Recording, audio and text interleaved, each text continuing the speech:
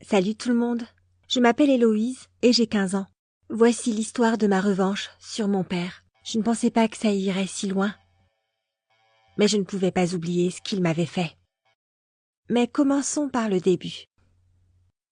Ma mère est morte quand j'étais petite et je me souviens très peu d'elle. Quant à mon père, c'était un policier. Il était toujours occupé et jamais à la maison. J'ai été élevée par ma grand-mère qui adorait cuisiner pour moi. C'est ce qu'elle aimait le plus au monde. Et j'adorais tous les types de nourriture. Les pancakes, les donuts, les cheeseburgers, la pizza. J'ai donc pris du poids extrêmement jeune. J'avais peu d'amis à l'école primaire et la nourriture était devenue, en quelque sorte, mon refuge. Et puis, ma grand-mère est décédée. Je pense que manger me permettait de repenser à tous ces bons souvenirs passés avec elle. Quand je me sentais seule ou angoissée, j'attrapais tout ce qui se trouvait dans le frigo et je me goinfrais. À 14 ans, je pesais 90 kilos et je faisais très peu de sport. J'essayais de ne pas me regarder dans le miroir ou de ne pas penser à mon physique. Je préférais me concentrer sur mes études. J'adorais la littérature et l'histoire de l'art et j'évitais à tout prix toute forme d'activité à l'extérieur. Mais les choses ont changé quand mon père a pris sa retraite. Il avait servi dans l'armée avant de devenir policier et c'était quelqu'un de très énergique. Parfois même trop. Malheureusement, à sa retraite, il a voulu tout faire avec moi. Je pense qu'il voulait compenser pour tous ces moments où il n'avait pas été là quand j'étais plus jeune. Mais la plupart du temps, cette attention me mettait mal à l'aise. Mon apparence était au cœur du problème pour lui, bien entendu. Il ne comprenait pas que je puisse me contenter d'un tel physique et faisait sans cesse des allusions à mon poids. Il me proposait aussi des programmes d'entraînement, mais j'essayais d'éviter ce genre de conversation. Et puis, un beau jour à l'école, j'ai appris que les étudiants pouvaient participer à un voyage en Europe pendant les vacances de printemps, lesquelles étaient dans 3 mois. Je voulais vraiment y aller. Je savais que mon père pourrait me payer le voyage et j'avais vraiment hâte. Mais quand je suis rentrée à la maison et que je lui ai parlé du voyage, il a semblé déçu. Il avait déjà envoyé une candidature à ma place pour que je participe à un camp d'amincissement pendant les vacances de printemps, sans même me demander. J'étais sous le choc, mais mon envie de voyager en Europe était plus forte que ma colère. Je me suis donc contenue et j'ai avancé mes propres arguments. Visiter l'Europe était l'occasion parfaite d'en apprendre plus sur l'histoire de l'art, ce qui appuierait mon dossier pour les candidatures à la fac. Et j'avais rêvé de visiter les musées de Paris et de Rome depuis ma plus tendre enfance. Mon père a fini par se laisser convaincre. Il a accepté d'annuler le camp et de payer le voyage à une condition: que je perde 13 kilos en 3 mois. Je devais suivre scrupuleusement tous ses conseils alimentaires et sportifs. Et j'ai accepté, pas seulement pour faire plaisir à mon père. Je voulais vraiment perdre du poids parce qu'il y avait un certain garçon, John.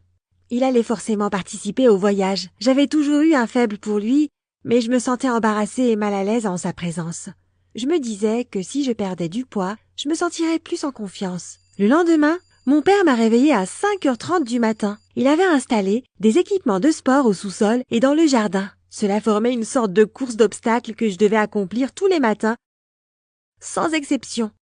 Je devais me réveiller, faire le tour du quartier au pas de course, puis une série de pompes, monter à la corde, sauter au-dessus de pneus, faire des tractions sur une barre dans le jardin, pour finalement aller faire d'autres exercices au sous-sol. Et seulement à ce moment-là, j'avais le droit de prendre une douche et de manger un petit déjeuner frugal et pauvre en calories. Durant la première semaine de cet enfer, je pouvais à peine bouger mes bras et mes jambes. Absolument, tous mes muscles me faisaient mal. Même des muscles dont je n'avais pas la moindre idée. Pendant ces entraînements, mon père s'impliquait tellement qu'il lui arrivait de devenir fou et de me hurler des paroles blessantes. Il me traitait comme un soldat et visiblement, il jouissait d'être en position d'autorité. Il me faisait tellement peur, au point de me faire carrément pleurer. Mon père était aussi obsédé par mon régime alimentaire. Il préparait lui-même mes repas à emmener à l'école, à base de brocolis et de carottes. Il lisait toutes les informations nutritionnelles sur les emballages, comptait mes calories quotidiennes, regardait des tutoriels sur YouTube pour perdre du poids. Et le pire, c'est que lui continuait à manger des cochonneries.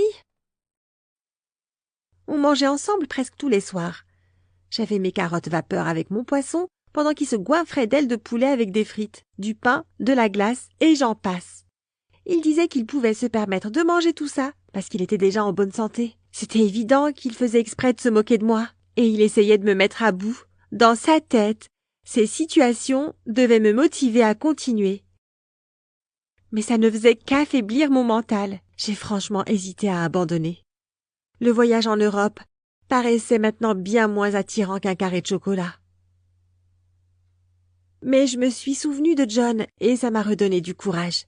À l'école, mes amis Michael et Sarah ont remarqué que j'avais changé et que je semblais de plus en plus fatiguée. Ils s'inquiétaient pour moi et pensaient que j'avais une sorte de trouble de l'alimentation. Même le psychologue de l'école m'a demandé si tout allait bien. Mais j'avais honte de raconter l'accord que j'avais passé avec mon père. Alors j'ai juste répondu que j'avais décidé d'adopter un mode de vie plus sain. Au bout de 8 semaines, je me suis enfin habituée à mon nouveau mode de vie. Je peux même dire que je l'aimais bien. Et les résultats étaient visibles. J'avais perdu presque 9 kilos. Je respirais plus facilement. Mais un week-end, mon père a décidé d'organiser un barbecue dans le jardin. C'était ses 55 ans et il avait invité tous ses amis ainsi que des collègues à lui.